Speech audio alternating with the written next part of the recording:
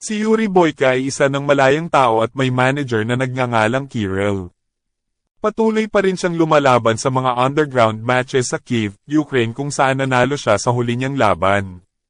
Samantala sa maximum security prison sa Russia, nanalo si Koshmar sa kanyang laban kung saan sinuntok niya ng maraming beses ang kanyang kalaban habang nakahiga ito. Pumunta si Boyka sa simbahan at ibinigay ang mga donasyon niyang mga Biblia. Nagpasalamat ang pari ng simbahan. Habang nag-eensayo si Boyka ay dumating ang kanyang manager at ipinabalitang lalaban si Boyka sa Budapest kung mananalo siya sa kanyang susunod na laban. Sa laban na ito, maganda ang ipinakita ni Boyka at siya ay nanalo.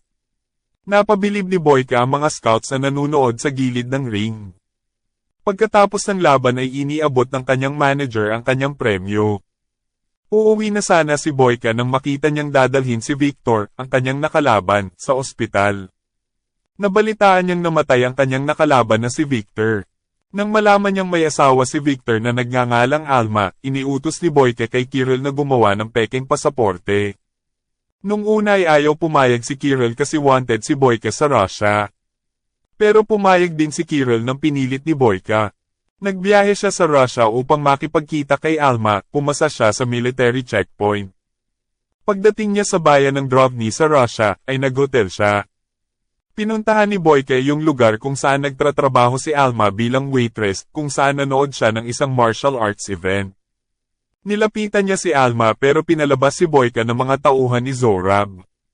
Sa labas ay napalaban si Boyka sa mga tauhan ni Zorab. Nagbanta si Zorab na kung susubukan pa niyang makipag-usap kay Alma ay papatayin niya si Boyka. Pinuntahan ni Boyka si Alma, nalaman niya na may utang si Alma sa isang crime boss na si Zorab. Dito inamin ni Boyka kay Alma na siya ang nakalaban ni Victor bago siya namatay. Naninirahan si Alma sa isang community center at nagtatrabaho bilang waitress sa underground fighting club ni Zorab. Umalis si Boyka sa community center, pero bago siya umalis ay sinuntok muna niya ang security guard. Si Zorab ay naghahanap ng isang mahusay na martial artist na lalaban sa kanyang club. Nais ni Boyka na tulungan si Alma na mabayaran ang kanyang utang kaya't nakipagkasundo siya kay Zorab na lalaban siya para dito kapalit ng kalayaan ni Alma. Pumayag si Zorab at iminungkahi kay Boyka na lumaban sa 3 laban. Samantala, tinawagan ni Boyka ang kanyang manager na palitan ng kanyang tiket na papunta sa Budapest. Madaling natalo ni Boyka ang kanyang kalaban sa unang laban. Inanyayahan ni Alma si Boyka sa training room ng community center para mag-ensayo. Habang nag-eensayo si Boyka sa community center ay pinapanood siya ng mga bata.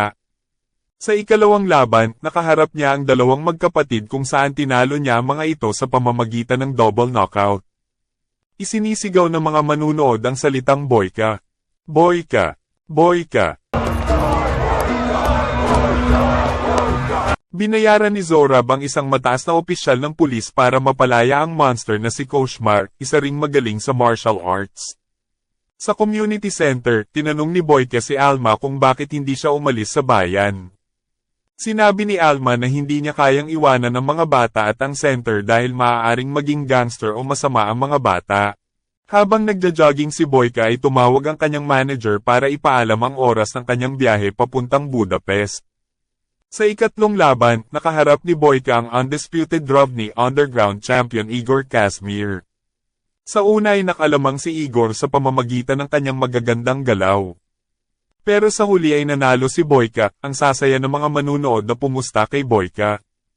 Papalabas na sana si Boyka, ngunit pinilit siya ni Zorab na lumaban pa ng isang laban upang talunin ang tunay niyang kampyon. Napilitan si Boyka na pumayag.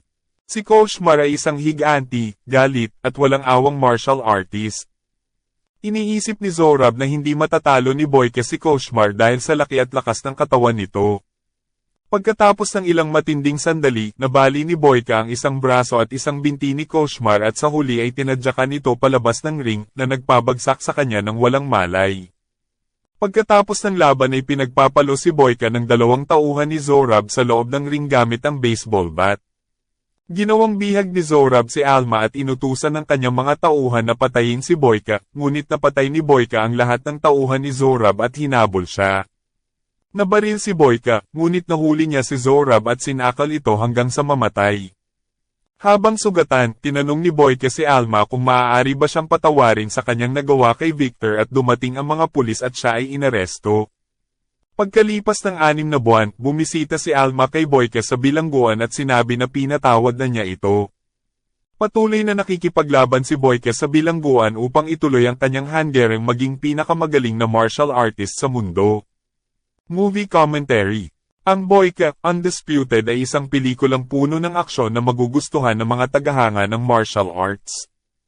Pinagbibidahan ni Scott Adkins bilang Yuri Boyka, ang pelikula ay nagpapakita ng kanyang paglalakbay mula sa pagiging isang walang awang mandirigma ng martial arts patungo sa isang taong may konsensya at hanggaring magbago. Ang mga laban sa pelikula ay talagang kahanga-hanga, puno ng mataas na antas ng teknik at koreografiya na nagpapakita ng husay ni Adkins sa larangan ng martial arts. Ang bawat eksena ng laban ay napaka-intense at nagbibigay ng kakaibang thrill sa mga manunood, lalo na sa mga tagahanga ng genre na ito.